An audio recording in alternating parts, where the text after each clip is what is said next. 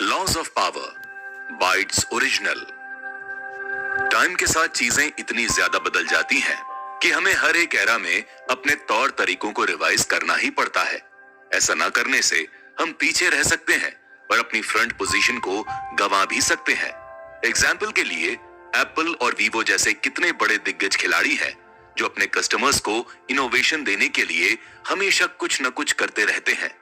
एक multinational company चलाने वाले एग्जीक्यूटिव्स को ये बात बहुत अच्छे से पता होती है कि अगर वो बदलते टाइम के साथ अपनी स्ट्रैटेजीज को अपडेट नहीं करेंगे तो मार्केट में उनका डोमिनेंस और बोलबाला खत्म हो जाएगा। ऐसा होते ही उनकी कंपनी जल्द घाटे में जाने लगेगी और कुछ टाइम के अंदर सब कुछ बर्बाद हो जाएगा। इस छोटे से एग्जाम्पल से आप समझ ही गए होंगे कि लाइफ के हर फेज में पावर को एस्टैब्लिश करना कितना ज्यादा जरूरी होता है और कैसे हर एरा में इसे अप्लाई कुछ अलग तरीके से करना पड़ता है। ये बहुत से फैक्टर्स पर भी डिपेंड करता है और हर एक एलिमेंट को साथ रखना जरूरी है। और यकीन मानिए, एक बड़ी कॉरपोरेशन से लेकर एक आम एम्प्लॉय तक कोई भी अपनी लाइफ में पावर को खोना नहीं चाहता। इसलिए इस कुकू एफएम बाइट में पावरफुल बनने के कुछ नए इंसाइट्स आपके लिए हम लेकर आए हैं जिन्हें अप्लाई करके आप पावरफुल बन सकते हैं। की इंसाइट, भरोसे और इंटेग्रिटी से आप अपनी प्रोफेशनल और पर्सनल लाइफ के कॉन्फ्लिक्ट्स बहुत अच्छे से सॉल्व कर सकते हैं और साथ में एक बड़े और लॉयल ग्रुप को लीड कर सकते हैं। दलाई लामा ने कहा था कि दूसरों का भरोसा जीतने में पैसे का रोल नहीं होता, इसके लिए सबसे जरूरी इंटेग्रिटी है और कैसे आप लोगों को ट्रीट करते हैं। इंटेग्रिटी और भरोसा, इनके होने से आप अपने कलीग्स और दोस्तों के साथ ऐसे रिलेशनशिप्स बना सकते हैं जो मुश्किल आने पर आपके साथ खड़े रहेंगे और आपकी हेल्प करने की हर मुमकिन कोशिश करेंगे। किसी भी बड़ी ऑर्गेनाइजेशन में ट्रस्ट और इंटेग्रिटी एक अच्छी लीडरशिप की बेंचमार्क क्वालिटीज हैं। इससे लोगों के बीच एक सिनर्जी पैदा होती है जिससे वो अपना काम पूरी ईमानदारी से करते हैं और ऑर्गेनाइजेशन की बेहतरी के लिए इंडिविजुअल स्टेप्स लेते हैं। वहीं दूसरी तरफ अगर ये क्वालिटीज ना हो तो कोई भी कंपनी अंदर से बर्बाद हो सकती है।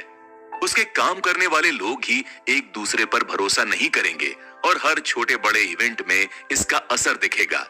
ऐसे ही धीरे धीरे कॉरपोरेशंस में अलग अलग ग्रुप्स बन जाते हैं और हर कोई एक कॉमन गोल के बजाय अपने अपने एजेंडा पर काम करता है। कहते हैं ना, एक एम्पायर बाहरी हमले से रिकवर करने के बाद फिर से खड़ा हो सकता है, लेकिन उस एम्पायर का क्या होगा जिसमें अंदर से ही दरार पड़ रही हो?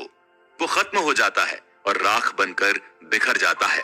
ये क्वालिटीज केवल किसी कंपनी या प्रोफेशनल के सिनेरियो में बस जरूरी नहीं है, आपको इनकी इंपॉर्टेंस अपनी पर्सनल लाइफ में भी देखने को मिलेगी। आप खुद ही सोचिए, अगर आप किसी ऐसे इंसान के दोस्त हैं जिस पर आप पूरी तरह से भरोसा नहीं कर सकते, तो आपके रिश्ते का क्या फ्यूचर है? जितने टाइम तक ये रिश्ता चलेगा उतने टाइम तक आपको सिर्फ दोस्ती का दिखावा करना पड़ेगा और आपके मन में एक डर हमेशा बना रहेगा कि सामने वाला इंसान समय आने पर आपका फायदा उठा लेगा और आपको बर्बाद होने के लिए छोड़ देगा। और अगर दूसरी तरफ आप ऐसे इंसान के दोस्त हैं जिस पर आप भरोसा करते हैं और आपको पता है कि बुरे टाइम में वो अपने एथिक्स का त्याग नहीं करेगा, तो आपके अंदर एक अलग ही पॉजिटिव एनर्जी फ्लो करती है। भरोसे का लीडरशिप में और पावर को मेंटेन करने में भी काफी बड़ा रोल है। दुनिया में रेस्पेक्ट एक ऐसी चीज है जो कभी किसी से जबरदस्ती नहीं ली जा सकती। इससे उलट आपको अपने आप में इंटेग्रिटी लानी पड़ती है जिससे लोग आपको खुद अपना लीडर माने और आपको हर मोड़ पर सपोर्ट करें। इन क्वालिटीज के जरिए आप क्रेडिबिलिटी हासिल कर सकते हैं और ये कॉर्पोरेट वर्ल्ड के सागर में बहुत जरूरी है। अगर आप अपनी लीडरशिप के दम पर अपने एम्प्लॉइज को लीड नहीं कर सकते तो आप पावर में भी ज्यादा टाइम नहीं बने रह पाएंगे। ट्रस्ट और इंटेग्रिटी से और भी चीजों पर काफी असर पड़ता है, जैसे कि अच्छा और healthy communication, team building, long term success, resilience, conflict resolution और ब्रांड इमेज। अगर आप इन बॉक्सेस को क्लियर करना चाहते हैं तो आपको लॉ ऑफ ट्रस्ट और इंटेग्रिटी को अपनाना कंपलसरी है। की इंसाइट, इमोशनल इंटेलिजेंस एक ऐसी क्वालिटी है जिससे आप बुरे से बुरे समय में सही रास्ता चुन सकते हैं और अपनी पावर को भी बनाए रख सकते हैं। दुनिया में किसी भी बड़े से बड़े और पावरफुल लीडर्स में एक क्वालिटी हमेशा कॉमन होती है कि वो सभी अपने इमोशंस को सिचुएशन के हिसाब से कंट्रोल करना बहुत अच्छे से जानते हैं। हम अमेरिका के 32वें प्रेसिडेंट फ्रैंकलिन रूजवेल्ट का ही एग्जाम्पल लेते हैं। रूजवेल्ट को दूसरे विश्व युद्ध के वक्त उनकी लीडरशिप के लिए जाना और माना जाता है। किस तरह से उन्होंने 1941 में पर्ल हार्बर पर जापानी फोर्सेस के हमले का जवाब दिया था और अपने देश को पूरे युद्ध में आगे रखने का काम किया था। और ये अचीवमेंट और भी ज्यादा इनक्रेडिबल बन जाती है जब हमें पता लगता है कि रूजवेल्ट को 39 साल की उम्र में पोलियो की बीमारी ने पकड़ लिया था। आप सोचिए, ऐसे लीडर का इमोशनल बेस कितना मजबूत होगा। अगर हम कॉर्पोरेट दुनिया की बात करें तो यहाँ पर भी इमोशनल इंटेलिजेंस का बहुत बड़ा रोल होता है। किसी भी कंपनी के वर्कर्स मुश्किल समय में अपने लीडर की तरफ देखते हैं और उसके रिएक्शन से अपने रिएक्शन को मोल्ड करते हैं। इसका सीधा मतलब है कि अगर लीडर क्राइसिस के वक्त घबरा जाएगा और अपने इमोशंस को कंट्रोल में नहीं रखेगा तो उसकी पूरी आर्मी बिखर जाएगी। इसलिए पावर होल्ड करने के लिए लीडर्स को एक काम और रैशनल माइंडसेट रखना चाहिए। जब लीडर्स में क्वालिटी होती है तो उन्हें किसी भी इंपॉर्टेंट काम के लिए तुरंत चुन लिया जाता है। इमोशनल इंटेलिजेंस का मतलब है कि आप स्ट्रेस के माहौल में अपना पर्सनल कंपोजर बनाए रखते हैं और जब चीजें बहुत अनसर्टेन होती हैं तो आप हिम्मत हार कर नहीं बैठ जाते। आप उस बुरे वक्त में भी कुछ ऐसा सोल्यूशन निकालने की कोशिश करते हैं जिससे कि आपका काम बिना रुके पूरा हो सके।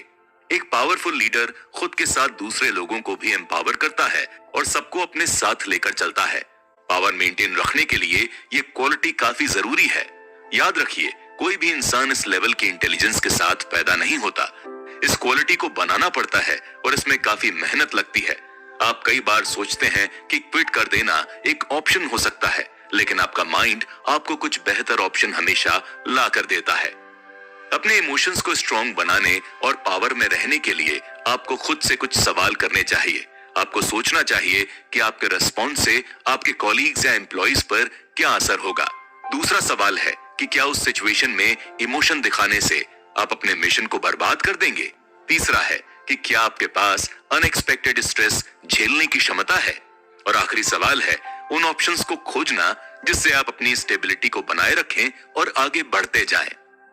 कुछ भी फैसला करने से पहले अपना टाइम लीजिए, सारे इंप्लीकेशंस या रिजल्ट्स के बारे में डिटेल में सोचिए और समय आने पर ही एक्शंस लीजिए। आपको इस एस्पेक्ट में बहुत ही सैंडर्स, जो कि एक वॉरियर फिलोसोफर हैं, उनकी बात याद रखनी चाहिए। उन्होंने कहा था, जब आप रिएक्ट करते हैं तो खुद को दूसरों के द्वारा कंट्रोल होने का मौका देते हैं, लेकिन जब आप ठीक तरह से रिस्पॉन्ड करते हैं तो आप कंट्रोल में होते हैं। इमोशनल इंटेलिजेंस को और अच्छे से समझने और मास्टर करने के लिए आप इमोशनल इंटेलिजेंस बाइट भी सुन सकते हैं, जिसकी लिंक आपको डिस्क्रिप्शन में मिल जाएगी। की इनसाइट, पर्सनल और प्रोफेशनल लाइफ में कभी भी कोई बड़ा बदलाव आ सकता है। जो लोग बदलाव से डरे बिना अपनी स्ट्रैटेजी को अच्छे से चेंज कर अपना काम कंप्लीट करते हैं और बाकियों को लीड करते हैं, उनकी पावर और पोजीशन दोनों ही सलामत रहती हैं। चार्ल्स डार्विन ने कहा था, हमारी दुनिया में सबसे स्ट्रॉन्ग प्रजातियां सरवाइव नहीं कर पाती हैं और ना ही वो जो सबसे ज्यादा इंटेलिजेंट होती हैं। केवल एक ही क्वालिटी वाली प्रजातियां आगे बढ़ती हैं जो चेंज को एक्सेप्ट करने के साथ उन्हें अडॉप्ट करना सीखती हैं।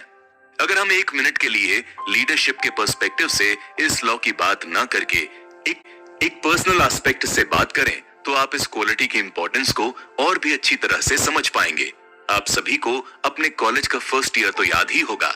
हमें से बहुत से स्टूडेंट्स पहली बार अपना घर छोड़कर एक अनजान शहर में रहने की हिम्मत करते हैं और वहां के तौर तरीकों को अडॉप्ट करने की कोशिश करते हैं।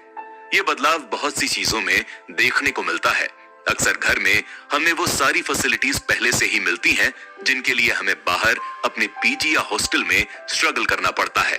खुद का खाना बनाना, सफाई करना, कपड़े धोना, क्लासेस जाना, अपनी सुरक्षा का ध्यान रखना, ये सारे एलिमेंट्स हमें अपनाने ही पड़ते हैं। अब बात यह है कि भले ही ये चेंज कितने भी मुश्किल क्यों ना हो, हम किसी न किसी तरह से इनको अडॉप्ट करते हैं, जिससे हमारी पर्सनैलिटी का डेवलपमेंट होता है और हम इंडिपेंडेंट बनने के सफर में अपना पहला स्टेप लेते हैं। इसी तरह से अगर हम लाइफ में पावर हासिल करना चाहते हैं तो हमें बदलते हुए टाइम और उसके चैलेंजेस के सामने घुटने टेकने के बजाय अपनी अडॉप्टेबिलिटी को स्ट्रॉन्ग करना चाहिए और हर चैलेंज को पार करने के लिए अपनी स्ट्रैटेजी में बदलाव लाना चाहिए। आप और मैं बहुत अच्छे से जानते हैं कि पिछले कुछ साल कैसे रहे हैं। कोरोना के बाद इस बात को समझा जा सकता है कि लाइफ में कभी भी कुछ भी हो सकता है और हमें इसके लिए तैयार रहना ही पड़ेगा। हमारे करियर में हमेशा कुछ अनएक्सपेक्टेड चीजें होती ही रहेंगी जिनको प्रिडिक्ट करना इम्पॉसिबल है। एक लीडर के तौर पर आपको उस टाइम पर दिए हुए रिसोर्सेज से ही काम चलाना पड़ता है और सबसे अच्छा फैसला लेना पड़ता है। दूसरे शब्दों में, आपको हर हाल में अडैप्टेबिलिटी को अपनाना ही पड़ता है। हमें अक्सर उस चीज से सबसे ज्यादा डर लगता है जो अननोन होती है। पावर को मेंटेन करने के लिए आपको इसी रास्ते पर चलना पड़ेगा और अपने डर को हराना पड़ेगा। जब कोई बड़ा बदलाव होता है तो वो किसी को एडजस्टमेंट या तैयारी का वक्त नहीं देता। तो नेचुरल सी बात है कि जिस इंसान के अंदर वो फाइटर स्पिरिट होगी, वो ही ऐसे चैलेंजेस को जीत पाएगा। अडैप्टेबिलिटी एक ऐसी स्किल है जिसे एक्सपीरियंस के साथ मास्टर किया जाता है। इसे घर बैठे किसी कोर्स के जरिए सीखना इम्पॉसिबल है। इस क्वालिटी में दो मेन पार्ट होते हैं। पहला है फ्लेक्सिबिलिटी। हम इंसान अक्सर एक तय किए हुए शेड्यूल और टाइमलाइन के साथ काम करते हैं और अपने एक्शंस को उसी हिसाब से प्लान भी करते हैं। लेकिन जरूरी नहीं है कि टाइम फ्रेम में कोई बड़ा बदलाव ना आए और कई बार तो ये चेंज इतना सडन होता है कि हम उस पर ठीक से रिएक्ट भी नहीं कर पाते। ऐसे में ज्यादातर लोग कंप्लेन करना शुरू कर देते हैं और एंड में हार मानकर बैठ जाते हैं। इस केस में एक अच्छा लीडर घबराएगा नहीं और अपने डिसीजंस को मॉडिफाई करने में पूरी जान लगा देगा। ऐसा करने से वो इंसान पावर का सोर्स बनता है और सारे उसको फॉलो करते हैं। दूसरी क्वालिटी है वर्सेटैलिटी की। इसका सीधा मतलब है कि जब आप एक बार में कई तरह के काम सही ढंग से कंप्लीट करने का दम रखते हैं और अपने स्किल्स को एक्सपैंड करने में मेहनत करते हैं, तो बदलाव आपको डराता नहीं बल्कि एक्साइटेड फील करवाने लगता है। आप उस मौके का पूरा इस्तेमाल करने लगते हैं और खुद को बार बार सबके सामने प्रूव करते हैं। अपने काम में जरूरत पड़ने पर एक्स्ट्रा एफर्ट डालना, खराब समय के साथ हिम्मत बनाए रखना और चीजों की तरफ पॉजिटिव आउटलुक रखना, अपने स्किल्स और मेथड्स को टाइम और सिचुएशन के हिसाब से अच्छे के लिए बदलना, नई चीजों को सीखने की इच्छा जाहिर करना और अर्जेंट टास्क को देखकर उन पर तुरंत एक्ट करना अडैप्टेबिलिटी के कुछ फीचर्स में शामिल है। की इनसाइट। जो लीडर अपने एक्शंस में क्लियर और ईमानदार होता है, उसे कभी भी खुद को एक फेक पर्सन में ढालना नहीं पड़ता। उसके सारे एफर्ट्स जेन्युइन होते हैं और वो लॉन्ग टर्म सक्सेस इंश्योर करता है। कोई भी कंपनी या इंस्टीट्यूट केवल एक इंसान की मेहनत का फल नहीं होता। जब हम इन्फोसिस और रिलायंस जैसी बड़ी कंपनीज के बारे में ऊपर से पढ़ते हैं तो हमें लगता है कि केवल टॉप लीडरशिप के विजन की वजह से ही कंपनी रोज नए मकाम हासिल कर रही है।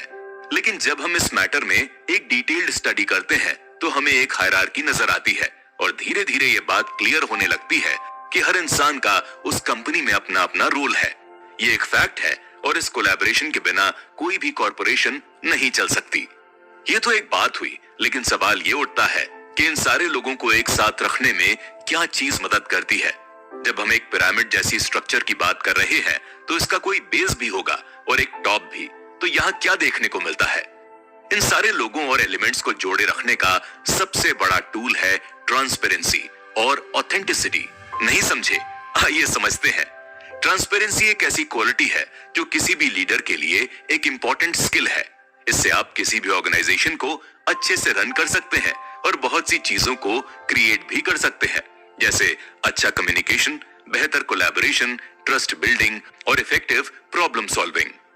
ट्रांसपेरेंसी का आसान मतलब है जब किसी इंस्टीट्यूट में लीडर्स इंफॉर्मेशन को शेयर करते हैं और साथ ही में जरूरी फैसले लेते वक्त अपने कलीग्स को लूप में रखते हैं।